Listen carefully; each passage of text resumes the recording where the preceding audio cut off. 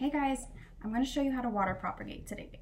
I know I posted this on Instagram a few times. It's my favorite way to propagate. When I first started, I killed so many plants and leaves because I didn't let their ends callus, and I never watered them because I didn't think I was supposed to, and I was afraid I would overwater them. So these leaves have been callusing for like these have been callusing for a week. So I just pulled these last week and they're ready to go. So the most important thing is to let the ends callus. So as you can see, the ends are cleanly broken off and there's no like piece of the stem broken off with it, and there's not any piece of leaf still attached to the stem. So they should propagate really well. And I keep going to the side because I'm also making a time lapse for Instagram. So check me out at Succulent Scientist on Instagram. And here's some more. They're so pretty. Okay. So this is a spaghetti sauce jar actually, and I couldn't get all of the sticker off, so we're gonna call it shabby chic. And it has an inch of space from the water to the rim of the glass. So ta-da, there it is. Okay, so that's ready to go. I have just a piece of cling wrap. I'm gonna put it over the lid, taut. Okay, I'm gonna twist it a little bit just to make sure it's good. Okay, I'm gonna put a hair tie around it just to keep it secure.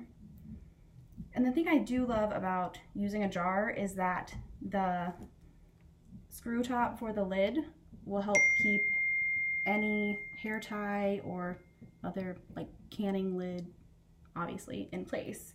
So that's good. Let me go grab a steak knife.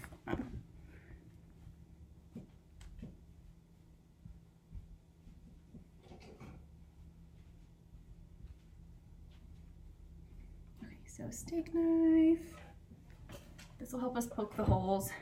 Scissors may work, but I like a knife better. It's easiest for me. So there it is, ta-da, no holes. It's secure, it's taut. Okay, so let's go. Oh, look, these already have, oh no, maybe those are just like little pieces. Ta-da.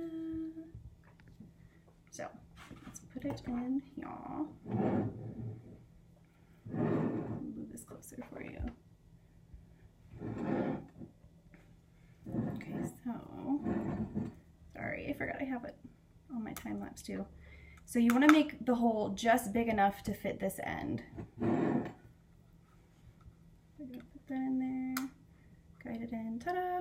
And I don't prefer that the ends touch the water, just because when I have done it, more of the leaves have withered or rotted or not grown anything or molded. So I like to leave them out and let them grow their roots to the water when they're ready. Okay, so put that in there. Okay, let's work our way up.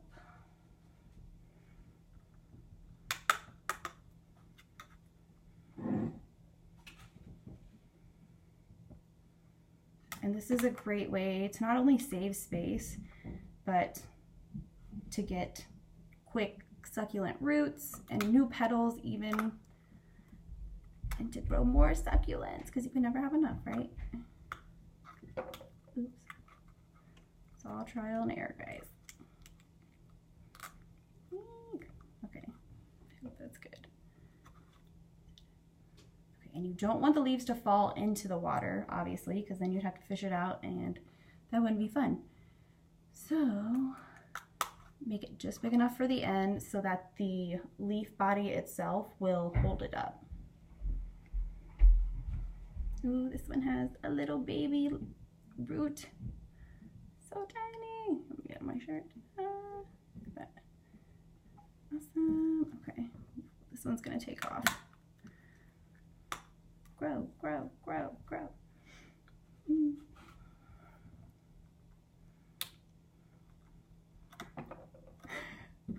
Whoops, we'll put this one back there then. Technical difficulties. Okay.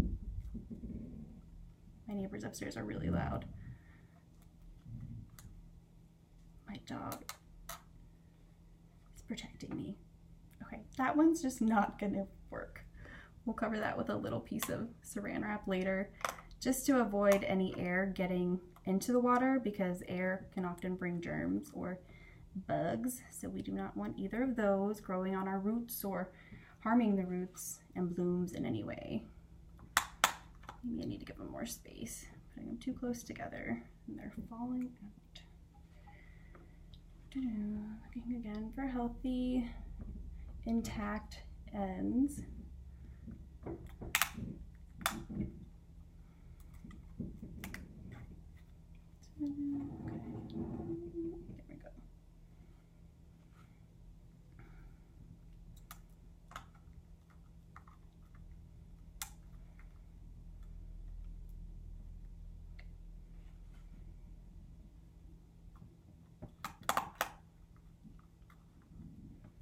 Lots of poking.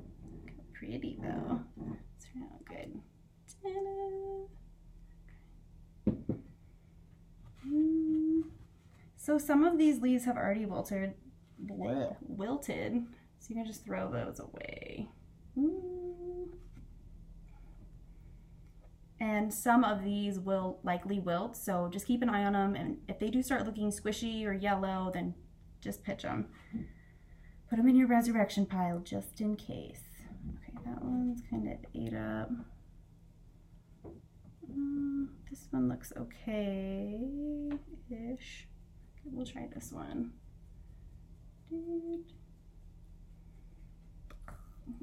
Claws, gotcha, okay.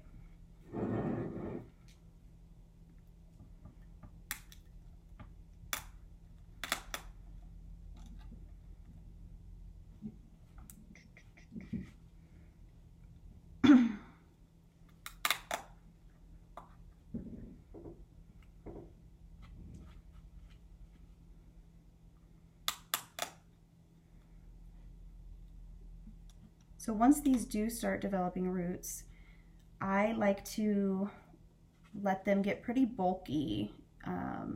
So like a 2 to 3 inch, oops, that was way too big. We'll have to cover that one up. So I like to get root clusters that are 2 to 3 inches big. So like thick, healthy roots or blooms, both. Keep the mother leaf intact for as long as possible so it can get the nutrients and it can grow big.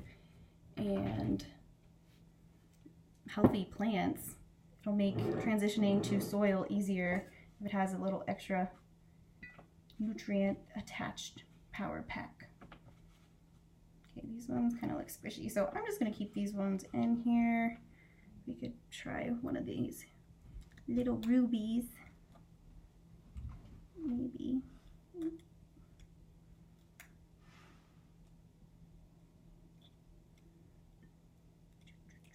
we go. We can put another one, maybe. No, okay, I'll leave it. I'm going to take this little corner piece, I'm going to cut it and then cover this opening. Maybe I'll twist it so it's like a plug to keep yucky stuff from getting in there. And you can also pull it a little bit tighter once you have them in place, just to make sure everybody's stable and happy in their spot.